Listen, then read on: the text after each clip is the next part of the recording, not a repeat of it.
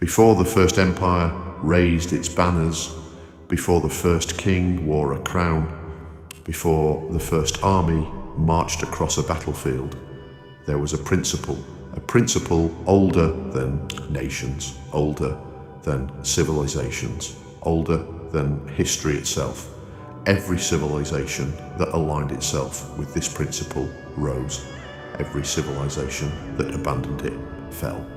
But what if there once existed a people who followed that principle more faithfully than any civilization before or after them? What if they became so prosperous, so wise, so influential, that future generations believed they were merely a myth? This is the story of Zionara, the civilization that chose God. The people of Zionara were not stronger than everyone else. They were not smarter. They were not born with special abilities. They did not possess magical powers. What made them different was a decision made by their founders centuries before their greatness began. While other nations asked, how can we become powerful? The founders of Zionara asked, how can we become righteous? While other kingdoms sought wealth, they sought wisdom. While other rulers pursued domination, they pursued understanding. While others trusted their own strength, they trusted the Creator. And from that moment, everything changed. The first law of Zionara was simple: seek truth above all else.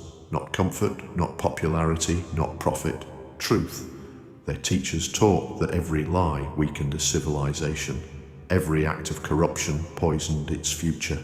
Every compromise with evil planted seeds of destruction. So, from childhood, every citizen was trained to love truth, even when truth was difficult, even when truth was costly, even when truth exposed their own mistakes. And over generations, this commitment began producing extraordinary results. In neighbouring kingdoms, judges accepted bribes, merchants cheated customers, officials abused power, leaders enriched themselves. But in Zionara, corruption became increasingly rare, not because the people were perfect, but because righteousness became part of their culture. The result was astonishing. Trust flourished, trade expanded, communities became stronger, innovation accelerated, resources were used wisely instead of being stolen. And while neighbouring nations struggled through crisis after crisis, Zionara continued to grow year after year, generation after generation, century after century, and came what historians would later call the Great Awakening. The leaders of Zionara made a remarkable discovery. They realized that studying creation was another way of studying the wisdom of God, so they began investing heavily in knowledge, not knowledge for pride, knowledge for stewardship. They studied the stars, the oceans, plants, animals, weather patterns, mathematics, medicine, engineering. Nothing was beneath their curiosity, because they believed every part of creation revealed something about its creator. Soon, their scholars became the most respected in the world. Their discoveries transformed agriculture. Harvests increased dramatically. Famines became rare. Their engineers developed systems that supplied clean water to entire cities. Their physicians learned practices that reduced disease. Their builders created structures designed to last for centuries. To outsiders, it seemed supernatural, but the people of Zionara saw it differently. They believed wisdom naturally produces fruit. As generations passed, their cities became legendary. Travelers described streets that were clean, markets that were fair, schools that were open to all, hospitals where every life was valued, parks and gardens that stretched across entire regions. Visitors often asked the same question: how did you accomplish this? And the answer was always the same: we obeyed the principles. Most visitors left disappointed. They expected a secret technology, a hidden treasure, a mysterious power source. Instead, they found discipline, integrity, patience, wisdom, and obedience.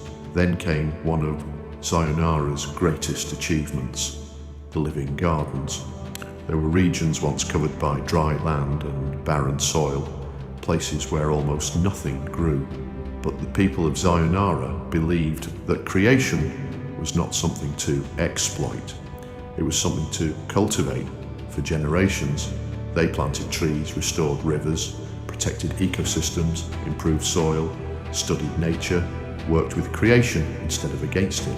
And over time, deserts became forests, barren lands became fertile, rivers returned, wildlife flourished. The transformation was so dramatic that many foreigners refused to believe it. Stories spread across the world. People claimed the land itself obeyed the Zionarans. But the truth was simpler. The Zionarans had learned to obey the principles built into creation. As their prosperity grew, so did their influence. Kings travelled to learn from them. Merchants crossed continents to trade with them. Scholars journeyed thousands of miles to study in their libraries. Some even referred to Zionara as the light of the nations. Yet, despite all their success, their greatest achievement was neither wealth nor knowledge. It was peace. For centuries, Zionara avoided the cycles that destroyed other civilizations. No endless civil wars, no constant revolutions, no widespread collapse. Conflicts existed, mistakes happened, people disagreed, but their commitment to justice remained stronger than their desire for power. And because of that, they achieved something most civilizations never experience: long-term stability. Eventually, stories about Zionara became larger than reality. Some said their scholars could predict the future. Others claimed their physicians could heal any disease. Some believed their cities were built from living stone. Legends spread in every direction, and although many of those stories were exaggerated, they all pointed toward a truth. The achievements of Zionara seemed impossible to people who had never experienced a society built upon wisdom and righteousness. But then, something changed. A new generation arose, a generation born into prosperity, a generation that inherited blessings they did not build. They enjoyed the harvest, but forgot the planting. They celebrated the success, but neglected the principles. Slowly, almost imperceptibly, the foundation began to crack. Knowledge became pride, prosperity became greed, comfort became an idol. The people began trusting their achievements more than the principles that created them, and the decline began. Not with an invasion, not with a war, not with a disaster, but with a shift in the heart, because every civilization falls twice. First internally, then externally, and that brings us to the question that matters most.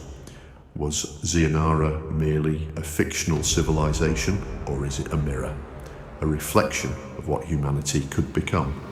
What if the gap between our world and a world like Zionara is not technology, not resources, not intelligence, but wisdom? What if the greatest breakthroughs available to humanity are not hidden in laboratories, but in principles we already know? What if righteousness truly exalts a nation? What if wisdom truly produces prosperity? What if truth really is the foundation of lasting greatness? And what if the achievements we call miracles are sometimes the result of generations faithfully living according to God's design? Perhaps Zionara never existed, but perhaps it represents something even more important, a possibility, a vision, a reminder that civilizations are not ultimately built by wealth or power or military strength. They are built by the principles they choose to follow, and every generation must decide which principles will shape its future. If you enjoyed this journey into the world of Zionara, tell me in the comments. Which achievement of Zionara impressed you the most? The living gardens, the great libraries, the centuries of peace, or something else? And if you're fascinated by lost worlds, forgotten wisdom, rising empires, fallen kingdoms, and the eternal principles that shape civilizations, subscribe to Eternal Civilizations, because this is only the beginning. Until next time, remember, every civilization is built twice. First in the mind, then in reality.